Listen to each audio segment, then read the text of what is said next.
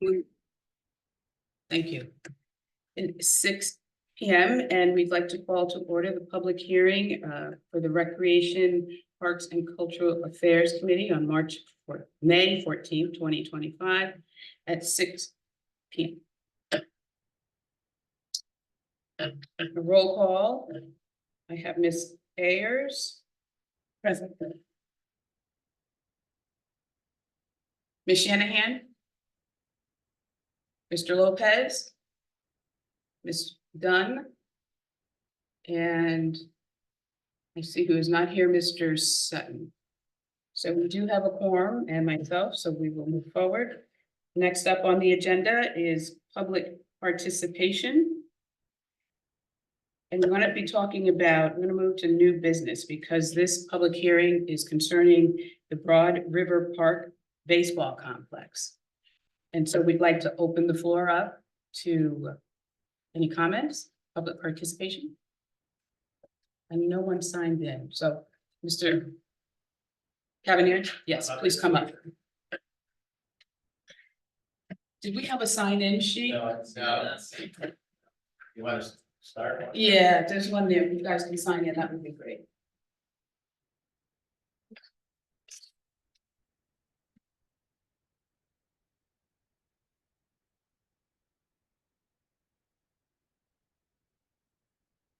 You got it?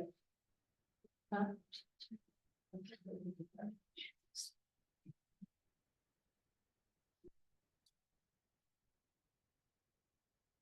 Hold on one minute.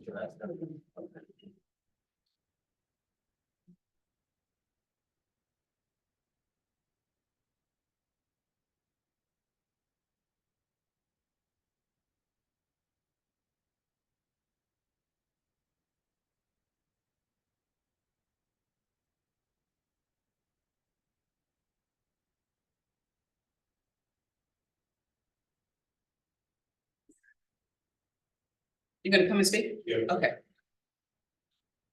So we're gonna switch this around a little bit. So we're gonna have Mr. Robert Stowers speak for a moment. So I'm the Parks Director, Robert Showers, and we're here tonight to hear the public's view on a baseball complex that we are building at Broad River. And we just wanted to, we're here just to hear the comments from the public. We're just here to hear the comments from the public on their views on this particular item. We've been planning this field for some time now, and there are three options that we are looking at for the public to comment on, and those options are, of course, just deal with the infields, and that's the synthetic infield, grass infield, or clay infield. And that's what we're here to hear from the public. But before that, I want to introduce the Director of Operations, just to say a few comments about the process and about our views on this matter. So Vanessa Valadares, she is the Chief of Operations for Norwalk, and she'll be talking. Thank you, Robert. Good evening, everyone. I want to thank the public for coming here and give us the opportunity to hear what you guys would like to share. One thing that I think it's very important that we want to say is that no decision has been made yet. And we're trying to make this process very collaborative and also very transparent. So we appreciate that. And we do have the design almost completed on how the field will look like. So the only element that now we're gonna wait to finalize is really what type of field we're gonna be doing. I just wanna make it clear that the staff doesn't have any really a preference of doing one or the other. In the last meeting of Recs and Parks, we prepare a deck that we show what was the pros and cons of some of the options that were out there. But I just wanna make it clear that neither myself or any of my staff really is pushing to one type of field instead of the other. So we're here to hear to hear as you all the comments. And then a decision will not gonna be made tonight. We're gonna kind of after that listen, and then probably there will be on the next meeting, probably an item that there will be a made a decision by the council members. So thank you. Thank you, Ms. Valderas. And I just want to reiterate what was just said. We are here to listen. And this is an issue that we know people are very passionate about. But we thought it only fair to allow an opportunity for you all to speak and hear your perspective on the fields. And so again, as said, there will be no decisions made this evening, but at least we want to hear your perspective. And so with that, I'm sorry. With that, we'll start with public participation. And so first is Mr. Canaveri.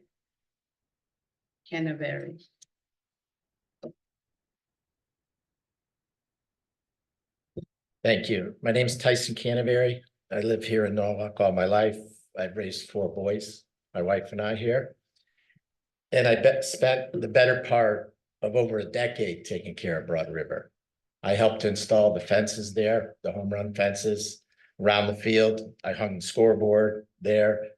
I took care of the fields when the city can't, because I know they're limited and it's just too difficult for them to get to so many fields. And then we have rain. They have to get over to the high school to get them first. And sometimes it's just too much. So we just jumped in and did it. I know it wasn't always popular with the union, but it's for the sake of the kids. And when I heard about this, I'm very passionate about it, because this is more than just a baseball decision on what kind of field. This is for the community. This is, if you drive by West Rock School, that to me is one of the biggest gems in Norwalk right now, that field. That is used in the winter, used in the summer, the fall, year round. And there's people of all ages. There's elderly going there in the morning for their early walk. There's young kids doing soccer clinics, playing. They're not home doing video games. It is utilized day in and day out. And if that was a grass field, it wouldn't be able to take that, nor would people be interested in using it. It also has lights, which don't interfere with the neighbors. It's so focused now and they're so advanced that it just shines the field, and people will be out there until they turn the lights off at 9 o'clock. It's that good of a community project. And so I feel in some days we're making this a political thing again, much like I'm in the landscape business. I went through this with the blowers, and now it feels like we're going to go through it with turf is dangerous. There's better options out there with turf nowadays. I mean, all the high schools across the state are using them. Municipalities are using them. If you go to New Canaan High School, they have 4 or 5 turf fields, which the city utilizes.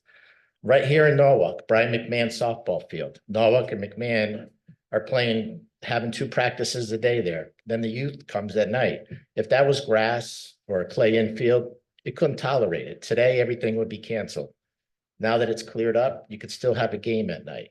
So it can handle the roughness of people playing there day in and day out. And I think turf is the only way to go, but also it won't be utilized just for baseball. You could have soccer there. You could have football practice there. You can have a father with his children there throwing the ball and playing. People going for a walk. It's more than just a baseball field. But I think you can see by these guys here how passionate they are about the youth. That's why we're all here. It's about the kids. And sometimes in this town, we lose focus and we treat the dog parks better than we do the athletic facilities. I mean, Ken's department is so limited with what they can do. And I get it, there's budgets, but I think in the long run, if we spend the money on this, it would just be a great thing to have. So thank you for the opportunity to speak. Thank you. Next, we have Chris Shimko.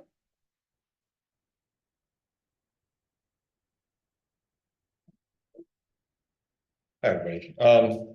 My name is Chris Shimko. I'm basically like the field coordinator for Norwalk Youth Baseball. So it's about the kids. We have 400 plus kids in that play baseball. And they just don't have the opportunity when it rains. This weekend alone, on Saturday, we had to cancel all the games, even though it was this nice sunny day out, but the fields weren't in shape to play. Ken, Robert, and Eric have done a tremendous job getting these fields in shape, which for the most part have been neglected over the last five years plus by the city. They're in phenomenal shape, but to keep them up, it's just not manageable. And now if you're gonna add a nice field in there, 3 fields in there, and expect the city to do what they haven't done over the last 30 years, it's just not reasonable to expect it's gonna happen. Being able to play is essential for these kids to get outside and not be in the houses. On that Saturday, they played games at Nathan Hale. They played games, I went to games in Trumbull. They played because they're on turf fields, not on dirt fields or clay fields. They're just not manageable. We're not allowed, as Tyson said, we're not allowed to do the union rules to touch the fields. So we're relying on an understaffed, under budget group to do these fields, and they do their best and they've done a great job, but it's just not manageable. They can't keep up. So I'm just here in support of the youth in Norwalk and in support of turf fields at Broad River. Thank you. Next, we have Chris McDowell. McDowell.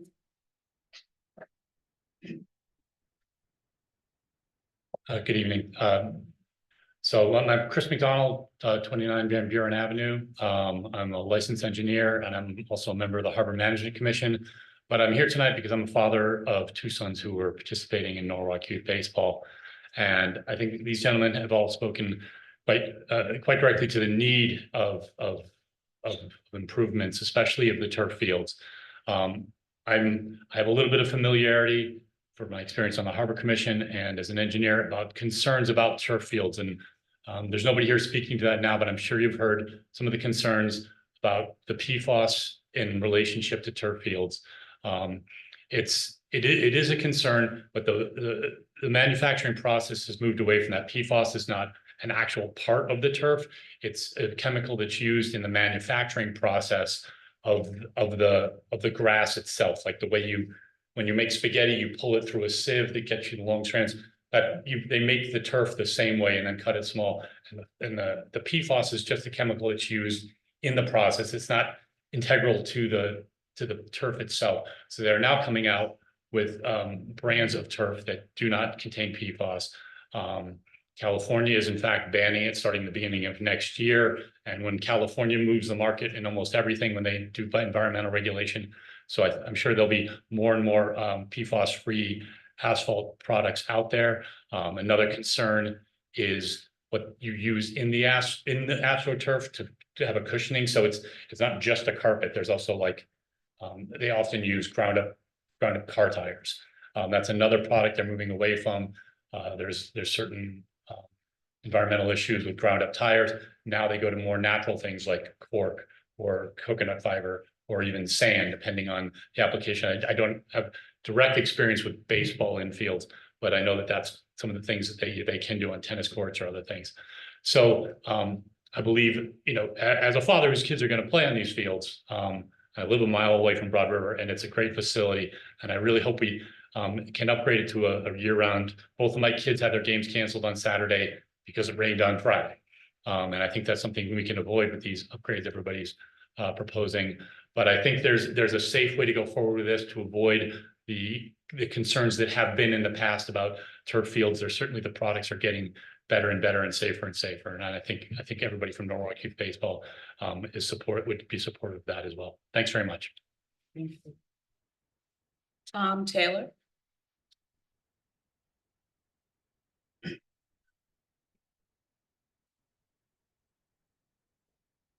Hi, good evening. My name is Tom Taylor. I am a coach for the Norwalk Youth Baseball. I've been a coach for 6 years now.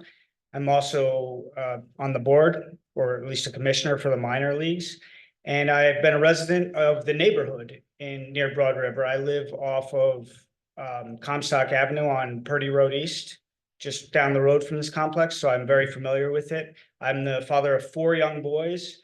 ages 10 to all the way down to 4, my youngest. So we use the field all the time, both for baseball, and we walk down and use the playground as well. And for me, when I heard about this project, I was tremendously excited and had to come offer my support for it. I echo everything that's been said so far about the field conditions and the need for turf fields. I've seen how great they can be in the football fields around town, the soccer fields. And I feel like, what about baseball, right? I love baseball. My boys love baseball. For me, it's a tremendous sense of pride in our city. I drive by the complex twice a day, often more. And I got the opportunity coaching one of our district teams a few years ago to visit all the fields in surrounding cities and towns, and was just blown away. And that was such a great experience for my boys and for the boys we coached, boys and girls, to experience playing on these great fields. And I'm so excited that we're hopefully going to get that same opportunity.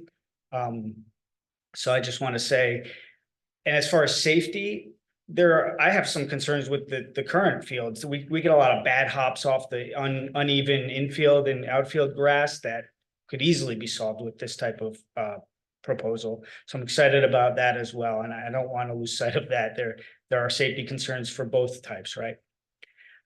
So again, just here to offer my support and let you know that as a member of the community and a baseball coach, I'm fully on board. Thank you. Vinnie Mangiacopa?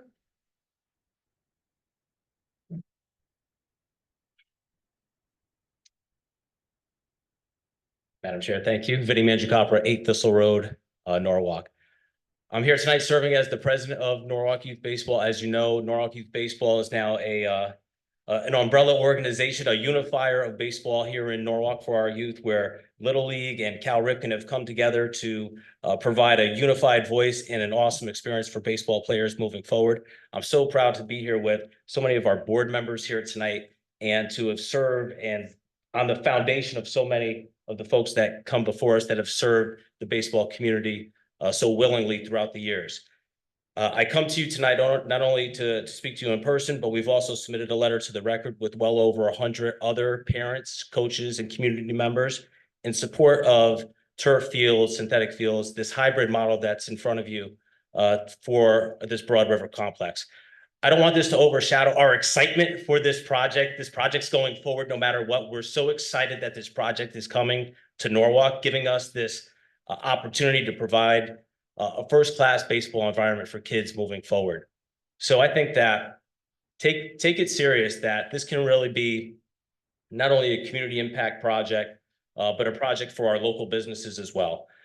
Just last year, we got the chance to experience in New Canaan a regional tournament where communities from all over the New England region came into New Canaan, Connecticut to participate in this regional tournament, and you leveraged the New Canaan facilities, of which we're advocating for here tonight. They utilize a lot of Norwalk hotels. They utilize a lot of Norwalk restaurants. It would be so fantastic.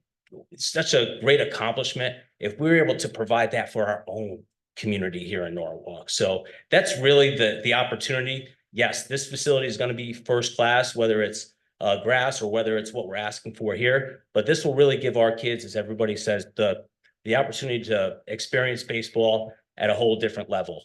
And that's really our goal. That's why we're committed to the growing pains of what Norwalk Youth Baseball has become, bringing baseball in Norwalk together fully. So we really do appreciate your consideration and ultimately your support for this project. Thank you. We're going to alternate a little bit. We have some folks online. Chris, can we bring in Diane Lorcella?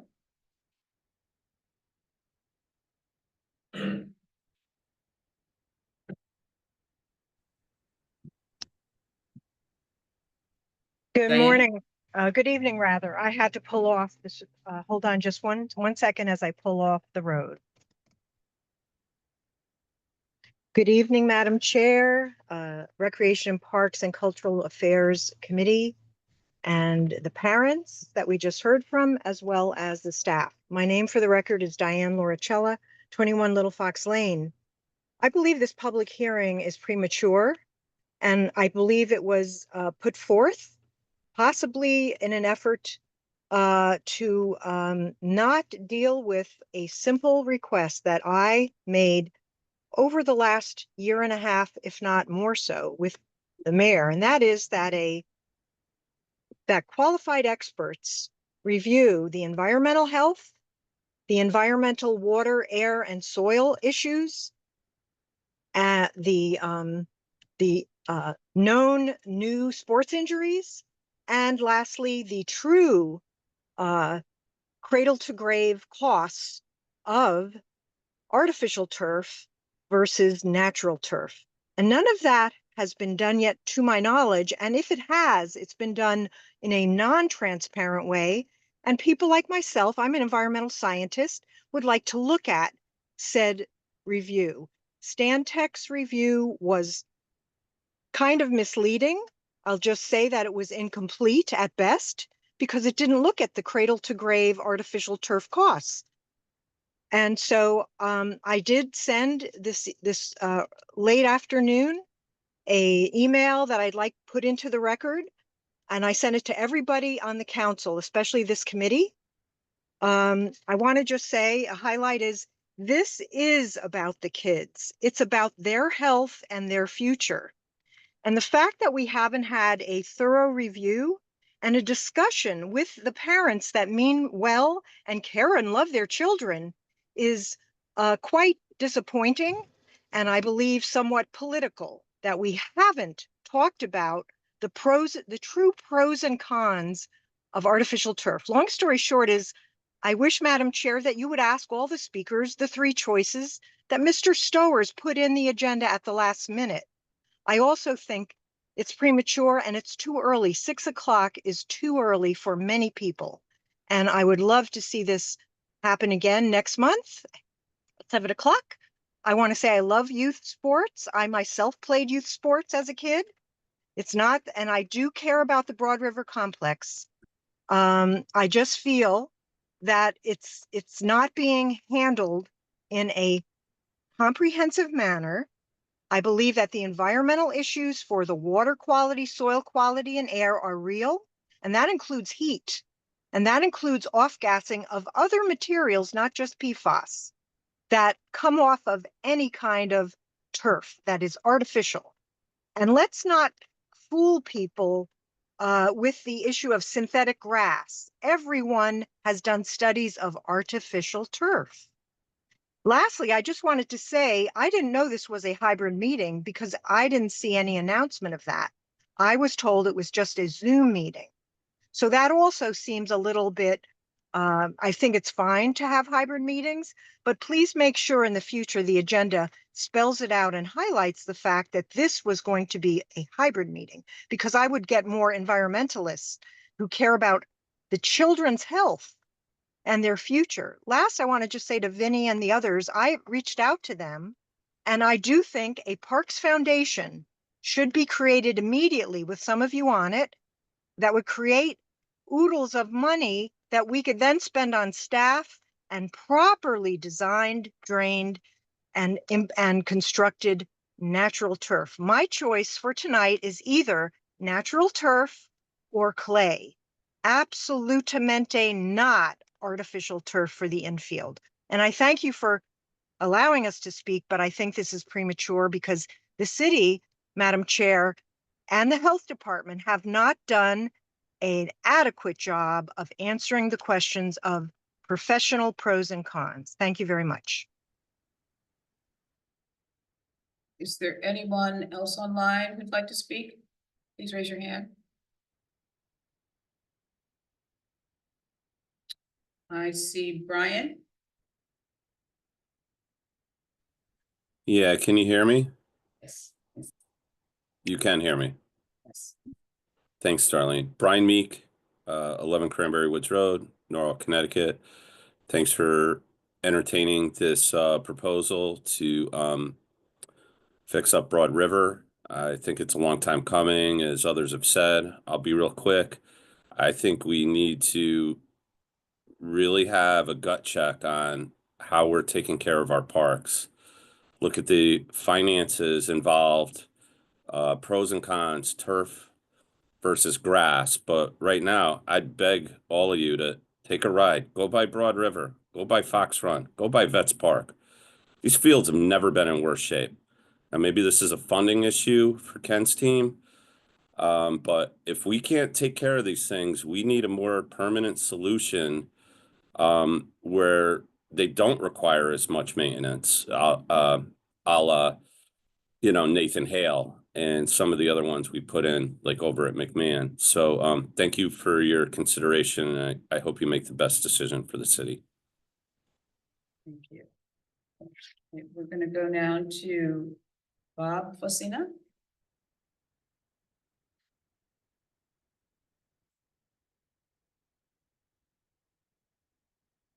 Thank you for the opportunity to be here. Good evening. My name is Bob Fosina, 206 Ponus Avenue. I'm in my 10th year as president of Norwalk Junior Soccer Association, which is, by the way, proudly celebrating our 50th year serving the community. I'm here on behalf of the thousands of families who rely on safe, accessible, modern athletic fields for their children. I've been involved in baseball, lacrosse, bitty basketball, soccer, track. I care about getting the kids out there playing, doing what they can do, stay out of trouble as much as possible, stay involved, have city spirit, have school spirit. That's what's most important.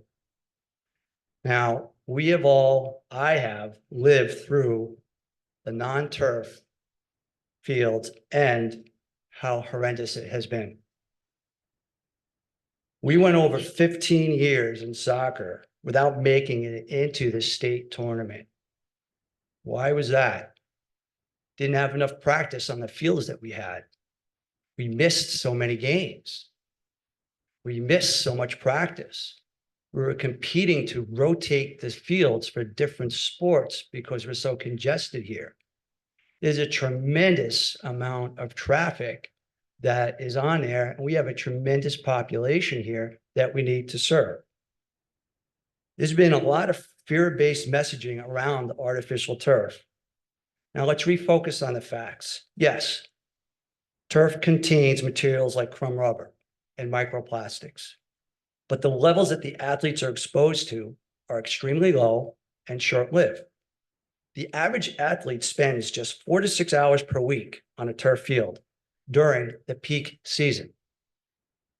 That's about 40 minutes a day. Typically 2 to 3 times a week for an hour and a half. Less time than they spend on their phones, walking through a parking lot, breathing the exhaust of cars. Studies from the CDC and EPA consistently show no meaningful health risks at these levels. In fact, dozens of peer-reviewed studies have found no proven link between turf and cancer or other chronic illnesses. If it were truly hazardous, over 1,500 universities and colleges, including Ivy League schools and top engineering schools such as MIT, Stanford, RPI, RIT, wouldn't be using it every single day. These institutions conduct thorough reviews and still choose turf for its durability, its safety, and its performance. Here's another benefit. Someone was talking about end-to-end. We rarely discuss this, and that's public health. Turf fields eliminate many of the conditions that support ticks, mosquitoes, rodents, reducing the risk of diseases like Lyme, West Nile virus, the Eastern equine encephalitis. Replacing weedy, poorly drained grass and turf means a cleaner, lower risk environment for our kids. Look at Vets Park. Our travel tryouts were canceled today, in between having to step through all the goose poop that's down there. Let's not allow incomplete science or misinformation derail the whole real progress here. Turf means more play, fewer cancellations, fewer pest-related risks, greater access for athletes across all sports and all seasons. I'm not just here for soccer. I'm here to support baseball as well and any other sport that's out there. I was here when we brought Nathan Hale on with the turf. West Rocks, the baseball field up at Mayor Brian McMahon. I was up here speaking in front of everyone in support of that as well. So key facts, only 4 to 6 hours per week, minimum exposure time. Turf fields provide 3 to 4 more usable hours than natural grass. Especially important as weather becomes more unpredictable. And what also happens is that the turf will generate more revenue for the city of Norwalk. And what does that do? It helps put Parks and Rec on the path to self-fund. That's a very important budgetary line item to be able to do. Natural grass requires costly ongoing maintenance, especially without pesticides under Norwalk policies. So you can't keep grass healthy with those policies in place, which means our kids can't play safely. Over 1,500 colleges and universities use the artificial turf. Once again, they include Harvard, Yale, Princeton, Dartmouth, Columbia, Cornell, Brown, MIT, Stanford, RPI, RIT. A lot of engineering in those schools. So neighboring towns like Westport are already taking a science-based approach. It's a proactive approach to sustainable turf. Their SAFE initiative, Sustainable Athletic Fields for Everyone, outlines environmental criteria that reflect what's possible and what is responsible. PFAS-free turf is real and certified. Modern turf manufacturers like AstroTurf now produce certified PFAS-free fields, verified through independent third-party testing. These contain no fluorinated polymers or harmful chemical residues. Now, there's also a watershed safety issue here. And through smart design, the turf fields are using proper subsurface drainage systems to protect these local ecosystems. It could handle 30 to 1,200 inches of water per hour. They filter the runoff naturally through layered drainage and impervious liners. It also prevents flooding or contamination of surrounding properties or water tables. These designs will protect Norwalk's watershed by ensuring that any water leaving the turf field is filtered and controlled, not pooled or polluted. No rubber crumb is required. There are alternatives. Cork, silica sand. They provide shock absorption and performance without environmental risks. Westport's model reflects a broader trend towards sustainable, safe turf, not just for playability, but for environmental stewardship. It can do it for Long Island Sound. If they can do it for Long Island Sound, so can we. Some of you on this council have walked the campuses of institutions like Yale, Dartmouth, Stanford, Lehigh, Fairfield, places that are not only centers of academic excellence, but also leaders in public health and environmental science. These same institutions, along with the more than 1,500 others, have adopted turf systems because they've done their research. I'd like to challenge all of you to take a closer look at the full picture. Turf not only expands access and resilience, it also mitigates environmental and public health risks. Just ask the health department. This is about giving Norwalk's youth a place to grow, compete, win at a high school level, be proud of the school, be proud of the city, and just simply belong. Once again, West Rocks, Nathan Hale, that has been game-changing for soccer and lacrosse. Let's keep it moving forward and do the same thing for baseball. Thank you. Do we have anyone else online who would like to speak? Please raise your hand. Thank you. Ryan Mitchell.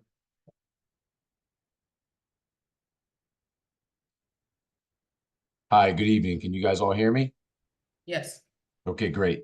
Thank you so much for the opportunity to speak to all of you. My name is Ryan Mitchell. I live at 4 Arrowhead Court here in Norwalk. I teach at the high school, and I'm also the head baseball coach of our Norwalk High baseball team.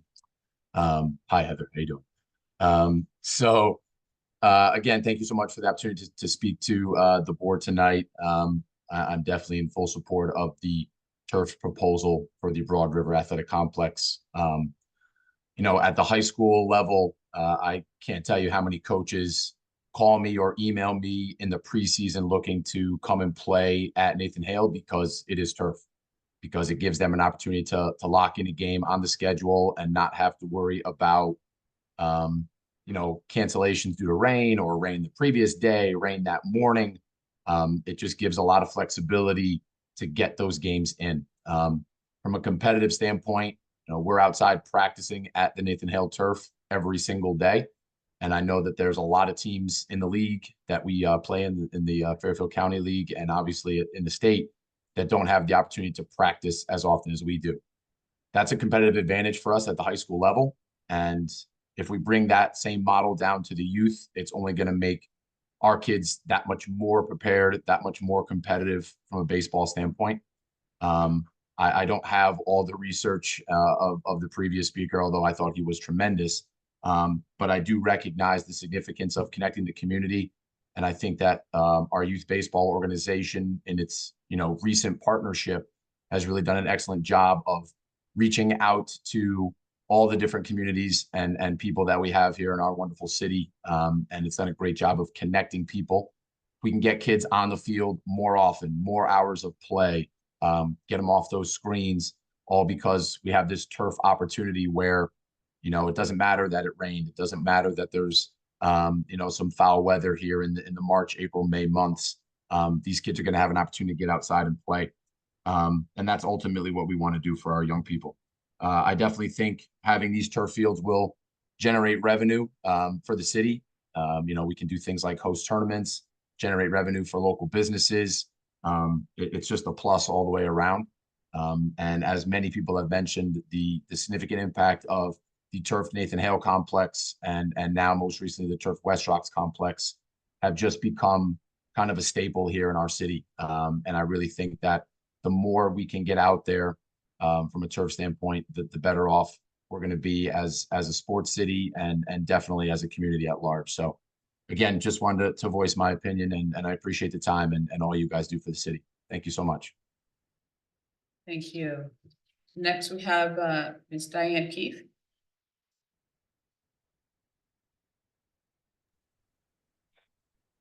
Hi, I don't want to repeat something that was said before. Has Louise Washer or anybody associated with the Norwalk River Watershed Association already spoken?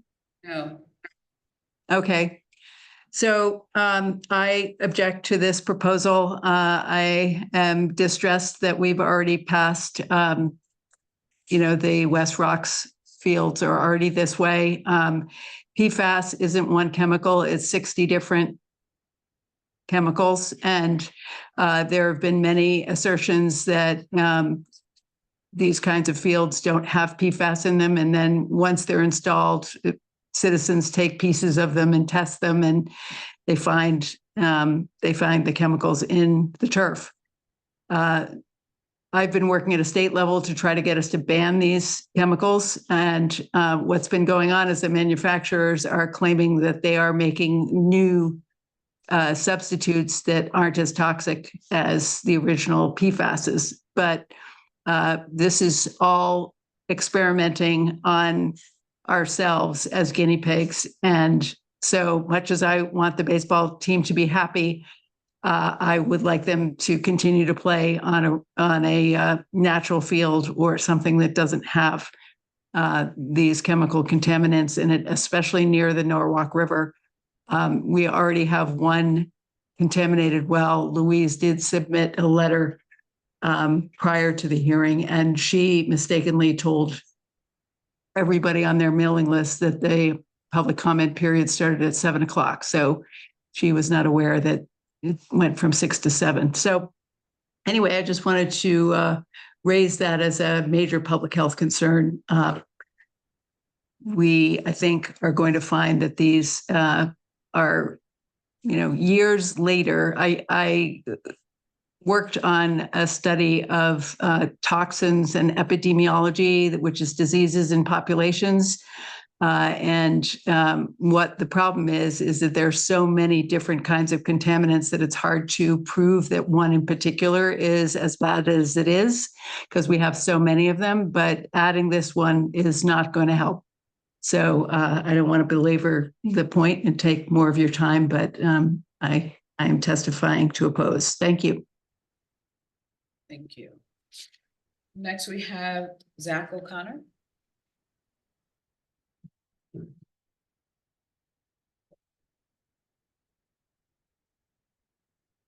Hello, Zach O'Connor, 9 Norville Road. I'm a board member of Norwalk Youth Football. I'm also a football coach at Brian McMahon High School. And field space was a big problem for us last year for Norwalk Youth Football, as probably a lot of other sports too, especially with Norwalk High construction going on. We had to resort to buying our own lights and using them at Fox Run, which is a big pain every time it rained. Obviously, it was terrible. Broad River supplied lights, and that's huge for us. Obviously, we're in support of this whole thing. Also on the McMahon side, I played baseball my whole life in Norwalk. I actually played under John Cross, who's the athletic director now, and he couldn't make it here today, but he has full support of this as well. All right, thank you. Tyler Fairbank.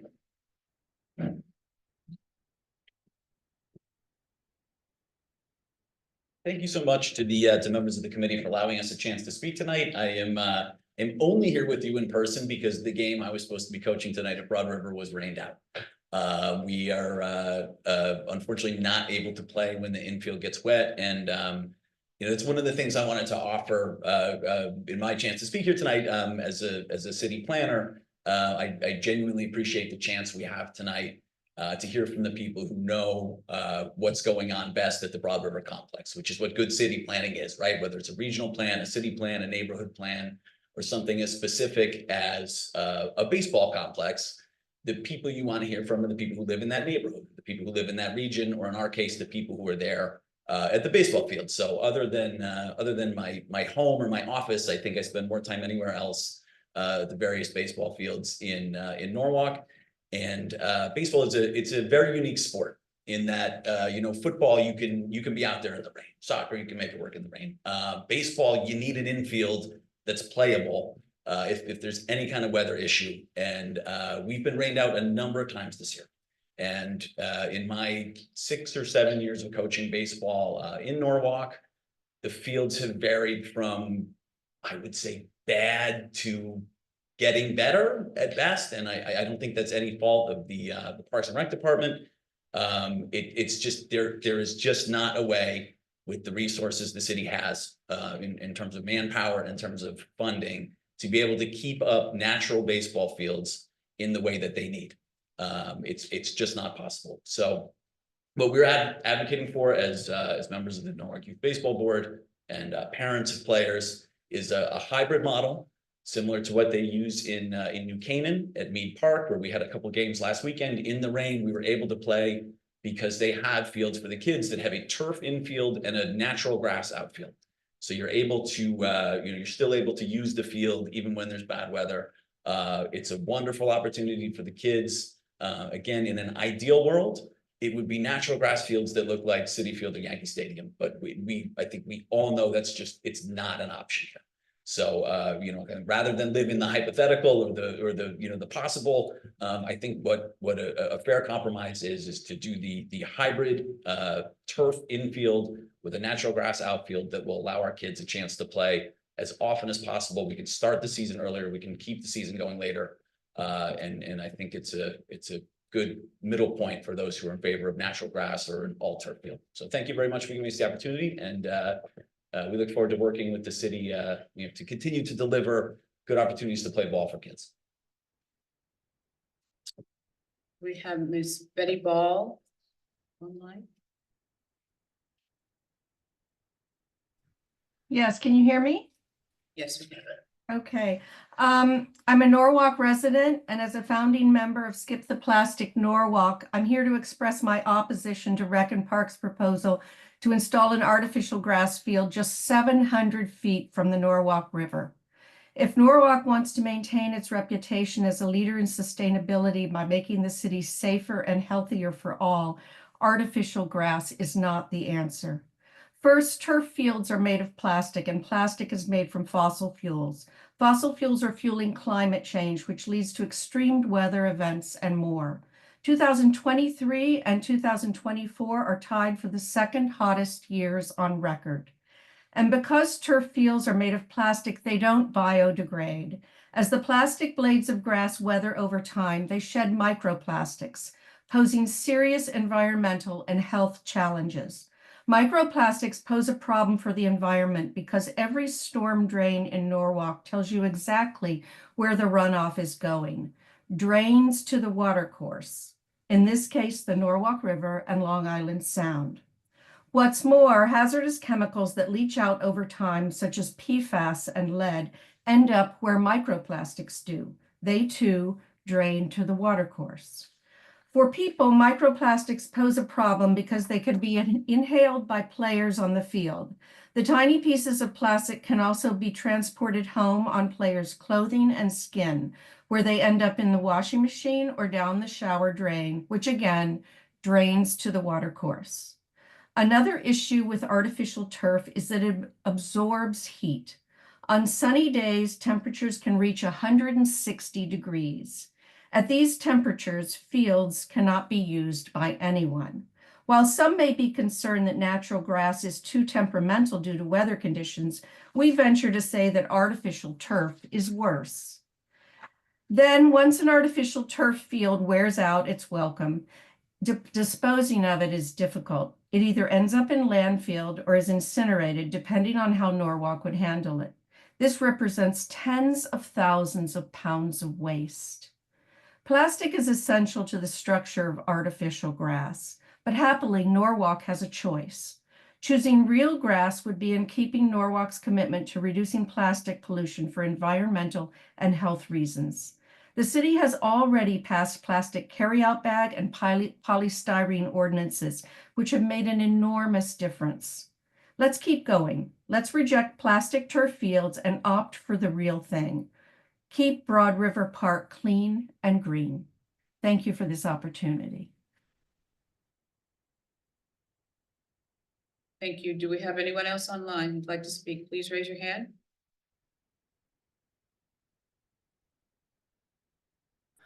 Hey, Darlene, it's Delene. So I just wanted to let everyone know that I did receive 3 letters in support of the turf fields. One included 100 signatures in support, and I did receive one from Ms. Larchell in opposition, and I can attach them all to the meeting minutes. Thank you.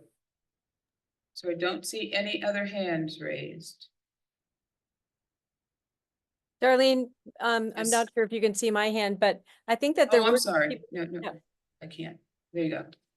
I do think that a lot of people thought this meeting started at 7, so I think that we might get public participation at 7 for people who who thought that they were to come at 7 instead of 6. Okay. Maybe we'll have to deal with that then. Okay. So I don't see any other hands raised. All right. So I guess we close public participation. And wait and see what happens after our 7 p.m. meeting. So it is 6:50. There are no other comments. I don't know, Ms. Valderas and Mr. Stowers. I think we're all done. There are no other comments to be made. We were actually here to listen to residents and hear what folks have to say. And we may move on at our next meeting and have another opportunity. We will make a decision. So I just have to let folks know that there will be no decision made at this time. So let's close the public participation meeting. Thank you. Order. Welcome to the regular meeting of the Recreation and Parks and Cultural Affairs Committee, May 14th at 7 p.m. I'm going to call the meeting to order. The roll call. Mr. Sutton. Present. Ms. Nicole Eady. Ms. Heather Dunn. Here. Ms. Lisa Shanahan. Ms. Nicole Ayers. Present. And Mr. Lopez. Thank you. So all here. For this meeting, we are going to allow for public participation. Members, residents who missed the opportunity to speak at the public hearing that was just held regarding turf fields for 3 minutes, and please state your name and address. Would you raise your hands, please? Let's see. I'm gonna find them here. Okay, we have Miss Louise Washer. Good evening. That is the incorrect name. My name is Elise Allen. I'm the Community Engagement Coordinator speaking on behalf of the Norwalk River Watershed Association. Excuse me, ma'am, it says Washer, so say that again.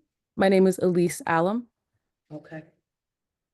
and I live at 67 Beacon Street. Okay. Go ahead. Dear Director Stowers and members of the Common Council Rec and Parks Committee, on behalf of the Norwalk River Watershed Association, I want to respond to the proposal to consider installing artificial turf fields at Broad River Park. And I want to reiterate the points made in the November 2022 letter from the NRWA, Norm Bloom at Cobb's Oil and Oysters, and the Mayor's Water Quality Committee. Our concerns then and now are PFAS contamination. PFAS, or polyfluoroalkyl substances, can be found in artificial turf fields, and they have been named the forever chemicals. And this is because they persist in the environment and our bodies. They move easily into marine and fresh waters, and they are known to bioaccumulate. When PFAS leaches into drinking water and the environment, it is known to harm aquatic life, cause cancer, and lead to a host of other human health issues. The proposed site for the Broad River Fields is in a state aquifer protection zone because water from the site replenishes a drinking water aquifer. The fields are approximately 700 feet from the Norwalk River and the Kellogg During well fields, which the first taxing district uses to supply its drinking water. And at least one of these wells has already been closed due to the presence of PFAS. And in June of 2022, the EPA issued interim health advisory stating there is essentially no safe level of PFAS in drinking water. Bringing more PFAS to this area poses a direct threat to Norwalk's drinking water supply and to the health of the Norwalk River. And there are plenty of examples of this happening, and it is incredibly costly. In the town of Easton, Massachusetts, artificial turf fields were installed near a drinking water zone source. This town is currently paying $9 million in remediation costs to address PFAS found in drinking water since the fields were installed. And a resident and scientist, Kyla Bennett, is available to speak about this issue. Her email is kbennett@peer.org. Additionally, in Portsmouth, New Hampshire, a group of concerned citizens cut off a section of their new field turf field being installed in their town. They tested this field for PFAS, even though it was marketed as PFAS-free, and they found over 40 parts per trillion of 6 PFAS chemicals in a stream downgrade from the high school turf field after installation. Similar tests have been done in Woodbridge, Connecticut, Franklin, Massachusetts, Martha's Vineyard, and by the Norwalk River Watershed Association and East Norwalk, Blue, and Wilton.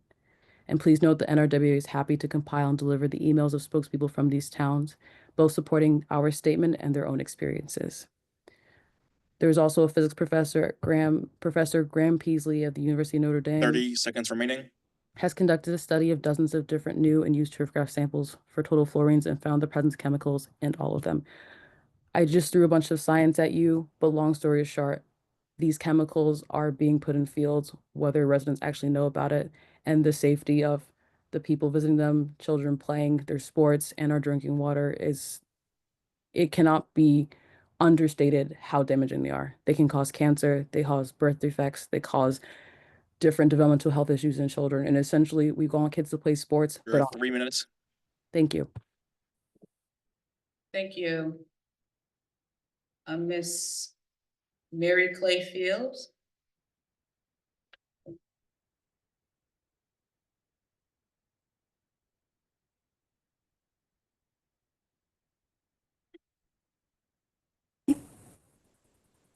Ms. Fields? Yes, this is Mary Clay Fields. I live at 280 Silvermine Avenue, right down the road from the field. And I would like to comment on my utmost upsetness about the idea of having artificial turf installed on a pristine open field, and the lack of concern about conserving open, uncontaminated space for our public.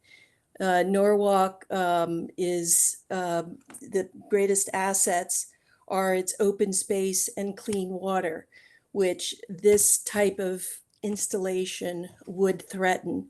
And I understand this is in a aquifer protected zone. What are protections for if we don't observe them? Also, grass is in and artificial turf is out. None of the professional athletes want to play on artificial turf. Has nothing even approaching the concerns, the health concerns that we don't even yet know about because the science hasn't been able to catch up to all the contaminants that are contained in these turfs. And the burden of proof of whether they're safe or not shouldn't be on, the public who doesn't have the money to test all these things that are thrown at us. It should be on the industry, and they should be able to prove that this is something that you could actually eat. So that's some of my points that I want to make. I'm a contiguous community. In other words, I'm right near the park. The baseball fields are used 2 months out of the year by people who drive around to get to them. And I don't think that 2 months out of the year warrants ruining it for the rest of the, community for the other 10 months. And once you contaminate a place, it takes millions upon millions of dollars to clean it up. And those turf installers are not going to be able to be found. They'll be bankrupt because of whatever we've discovered in their field. So again, just let's try to preserve our water and our open space, and we're not going to raise a 30 baseball seconds star. remaining.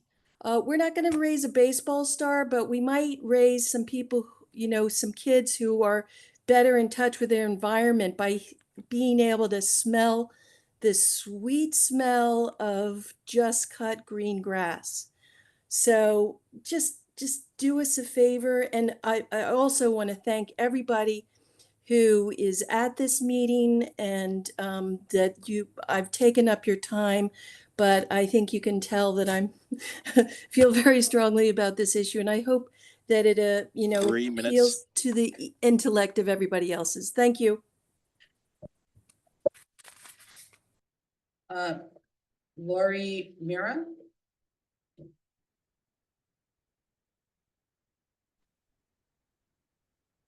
Can you hear me? Yes. I'm just speaking as a resident, and just simply want to say that I'm kind of outraged and very opposed to creating a turf field so close to a drinking water source, and for all the other reasons that the former speakers mentioned. And especially because of the microplastics, the chemicals that they introduce into the environment. So I'm sorry, I live at 25 Split Rock Road. Thank you. Thank you. We have Jess Parker. Hey everyone, my name is Jess Parker. I live at 1 Charles Street over in East Norwalk, and I appreciate the opportunity to speak tonight. I'm here to voice my strong opposition to installing the artificial turf at this location. The field would be just 700 feet from the Norwalk River, like other people have said, just 700 feet. And this river flows directly into the Long Island Sound, which supports a major oyster industry, including Cobb's Island oysters. And introducing PFAS and other chemicals from the turf so close to this vital waterway is just a serious risk that we shouldn't take. And aside from the environmental concerns, there are so many health and safety concerns for the actual athletes themselves. There are tons of studies that show that there are higher injury rates on turf than on natural grass. And Then going back to the environmental standpoint, we'd be replacing green space with plastic. That means it's going to heat up faster, it's going to shed microplastics, and it doesn't absorb stormwater or do any of the environmental functions that natural grass would. So I think that we owe it to ourselves, our kids, our environment, and our local economy to do better and not just have this short-sighted approach and put plastic turf in where normal grass would be a much better fit. Thanks for your time. Thank you. Rachel Precious?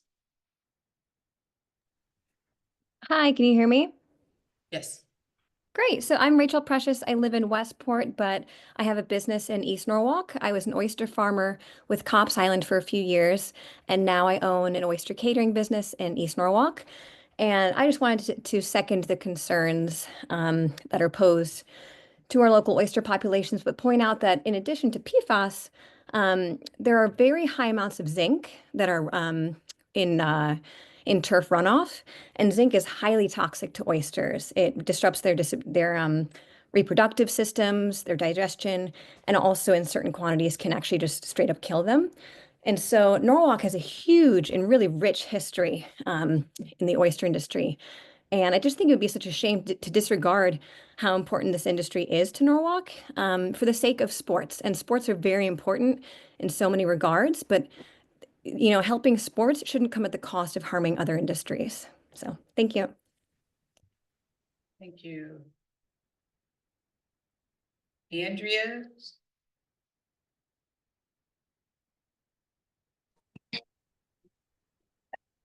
Hi, I'm actually in the building and coming up. Do you want me to speak on Zoom instead? You're in the building, you said? I am. I'm getting the elevator. We may lose you. We'll go to the next person. Okay. Okay, thanks. Richard Harris?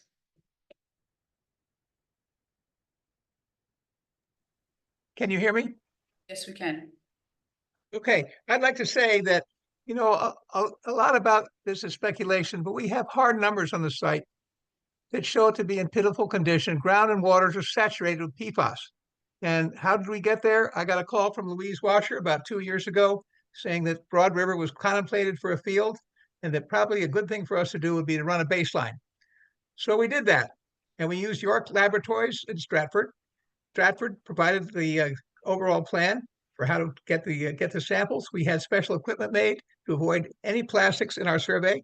We used rubber gloves on all our samples, and we completed 4 different sites, and every one of them is loaded with PFAS. I talked to Graham Peasley, who is the all-time record U.S. Expert. He called me back, told me that there was also a firehouse on the south side of the property, which there is. And they have used apparently foam in the past, which has not helped the area at all. So you have a whole bunch of issues. You have foam used in the past, maybe now, but probably not after the state picked up the foam. You have the aquifer. There's 800 in the state. This is a very important one. You have a pipeline running from a shopping center up on top of the hill down through the center of this project. It already is contaminated with PFAS, but the one storm drain in this whole system will drain into that pipe, which discharges to the Norwalk River. As it's already been pointed out, we're 700 feet from the well fields. Well fields have already been a Superfund site, which were gradually taken off that issue with super filtration. But here again, a couple of summers ago, they had 3 wells shut in because they couldn't meet the current standards for PFAS. And as you guys know, the standards that have been handed down by the EPA are much more rigorous today. It's going to cost our state $5 billion to meet that requirement. And I would not recommend building anything on that field. Okay, looking at the field themselves, according to Graham Peasley, you have seven different flavors of PFAS that will run off that field and rain. You have people around stating that there are PFAS-free fields. That is absolutely not true, because the only way those grass blades can be made is to use PFAS as a lubricant to make the blades perfect shape. So you cannot avoid that piece. You have documented cases of cancer.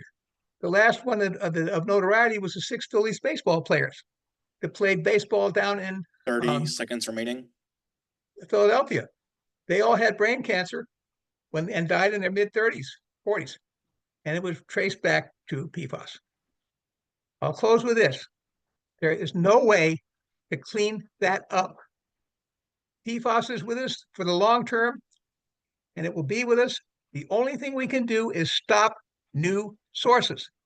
And this field is one of them. So by turning this off, you at least maintain the status quo. If you put it in, all you're going to do is add to the problems. Thank you. Thank you.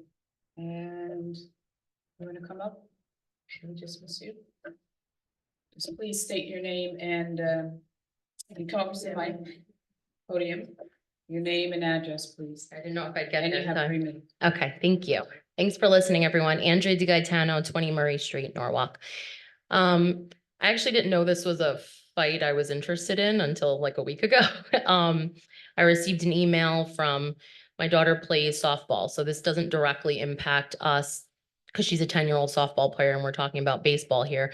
But I know it's going to have a trickle-down effect. It's going to trickle down to all other sports, to baseball, softball, soccer, all of it. I keep hearing the word pristine about our fields, which is pretty funny because on our game changer thread today for our softball practice, we saw a video of the Cranberry Field and it was far from pristine. It looked like a bowl of mud soup that one of our kids would break our ankle in if we attempted to have them practice there. All of our games on Saturday were canceled because of rain on Friday, which is obscene. We're all battling over one field at Brian McMahon for softball. So this is going to come into the softball field, no pun intended, as well. And I hear people say things like they play baseball for 2 months out of the year. That's an outright lie. My daughter plays softball 10 months out of the year, actually. We practice indoors, we practice outside whenever we can. There's travel leagues, there's all sorts of sports that play all year. So it's just ignorance to say things like that. And while I don't discount any of the science, and I'm sure there's people that's going to look into it and do their job, the scientist they're speaking about, this woman named Kyla Bennett, if you go on her X thread, she talks about how meat is evil, stop making babies. It's not exactly a scientist I would really look to as being the person that should be at the charge of this. I don't know if I really go by her science. COVID isn't over. Everyone should still mask. Nobody in this room is wearing a mask currently. So I just think we need to not be ignorant, not just say we're not going to raise a baseball player. I don't really think that's how we should treat our children. Getting our children off the streets, getting our children off devices and having them on fields, I think that's actually quite important. So we really need to weigh the benefits of that as well. So thanks for listening. Okay. Do we have anyone else online? Okay. So we are done with that public participation. Thank you all. Okay. So we're going to move up again to the agenda acceptance of we're going to conduct our regular meeting. So I need acceptance of the regular meeting of April 9th. Thank you, Ms. Ayers. All in favor? Oh, abstentions. Okay, that's unanimous. Oh, abstain. I'm sorry. Okay. One abstention, Ms. Ayers. You know, and before I continue, I want to thank you for coming, and I see your daughter there. So we're moving on with our regular agenda, and we appreciate you coming. Okay, a decision is not going to be made tonight, but we do have she signed in. Oh, I did not have to sign it. Sorry. Thank you.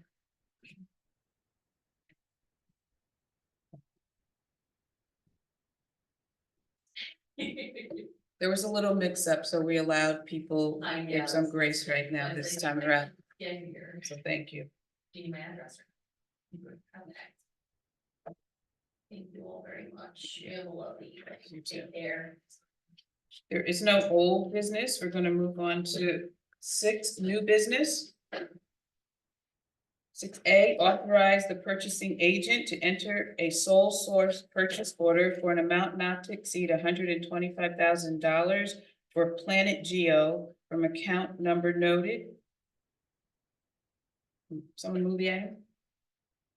I move it. Okay, I saw Ms. Shanahan, so that's all right. We're going to speak to that? Yeah. Thank you. Thank you, Madam Chair. So as you guys know, for the last several years, Planet Geo has been working hard for our department, completing the tree canopy study. They've been an awesome company to work with. They've done a lot of work. We got a lot of bang for our buck. So we are working off of a federal grant now that we received for support tree surveys. So what you have before you is just an extension of the Planet Geo contract, just to include more trees on the existing tree master plan. Does anyone have any questions for Ken? Mr. Hughes? All right, all in favor? Looks unanimous, thank you.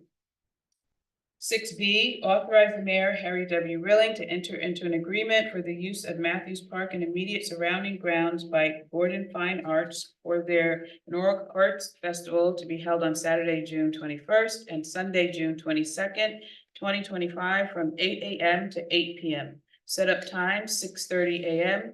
Saturday would tear down by 10 p.m. on Sunday. Approximately 400 people. Can someone move the item, please? Thank you, Ms. Ayers. So, Madam Chair, as you're aware, this is a longstanding event within the city of Norwalk. It's an event that a lot of people look forward to. It did bounce to Washington Street for a couple years while Matthews was under construction. So now that Matthews is done, they're going to bring the Arts Fest back to Matthews Park, which is a great fit. I mean, it's widely attended. People do look forward to it. And Sue Brown Gordon, who I did see I think online, she is here. if she's still online, if she has any questions, We can let Ms. Gordon in. there she is.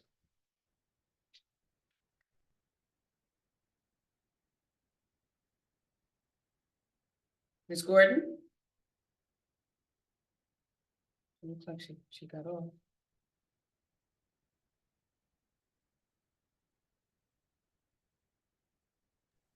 Hello, can you hear me? Yes, we can hear you now. Sorry. Okay. Thank you for your kind words about the event. We're really excited to be back in Matthews Park. We have a lovely relationship with the Center for Contemporary Printmaking, the Mansion, and Stepping Stones, as well as the Art Center. So it's a great fit and we're excited to be back. Thank you. So, Ms. Gordon, how many years have you been doing this?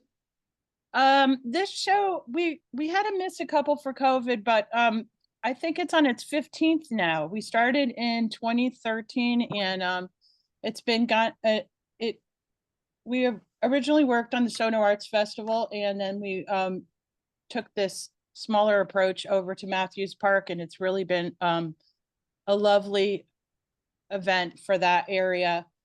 And everyone, the artists and the community, are very excited to have it back and happening where it needs to be. Great, great. We appreciate all the work you put into this over the years. So, Mrs. Stowers, did you have anything you wanted to share?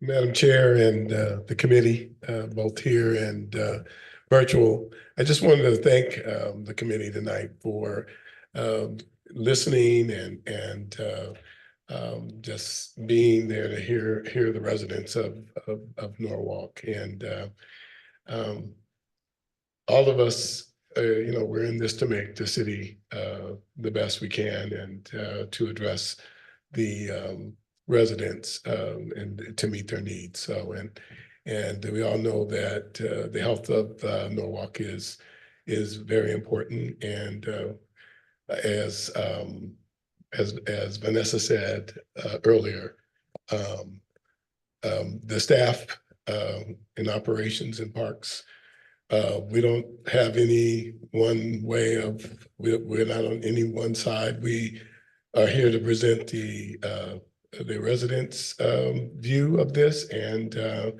then let the decision be made by all of you. So I just want to thank you. So we're going to back up and say all in favor of the Norwalk Arts Festival, or you had any quick? Unanimous. Miss Dunn, did you have a question or so? Okay, wasn't sure. Yeah, but actually I do have a question given our last meeting with the issue. You know what? So, I'm sorry. Let me say to Miss Gordon, I don't know if she's still on. Thank you very much You're Oh, all, thank I you. didn't want you to just sit on, but thank you for all that you do. So thank you. I greatly appreciate that. It's a privilege.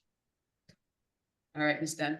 So that relates to that is, what are we doing about parking in Matthews Park when we have events? Because I know Stepping Stones owns or controls most of the parking there. Is there a parking plan that, Yeah, so typically with the larger events in Matthews, we do use the back portion down by the cemetery. We also use the portion around by the tennis courts. And then we do ask the organizers of any event to find satellite spots that they can use and either bus people over or have sites close enough where people can walk back and forth to the event. and how are we supporting that? Are we providing signage or busing? So, yeah, so that's the responsibility of the event organizers. So we do work with them in terms of parking on site. Is that part of the permit? I didn't, yeah. Not Yeah. this one specifically, I'm just talking about in general. 'cause- Yes, it's part of the special permit process, and Rebecca Kovacs in our office also works with them while they're going through the permit process. That's it. I know we talked about it last meeting and we just didn't circle back to it. Thanks. Are there any other questions that committee members have? No. Great. All right, so the last, is there anything, Ms. Valdez, that you wanted to say? Okay, so with that, I'm starting to make a motion. Motion to adjourn. All in favor? Thanks. And I have to say this, thank you to the committee. I know this is a tough thing that we're going through right now, but I think it's a process that needed to happen, and we need to continue to just work through this process in the best way possible. So just thank you, and we're gonna do what we need to do. So, thanks a lot. Have a good evening. Good night.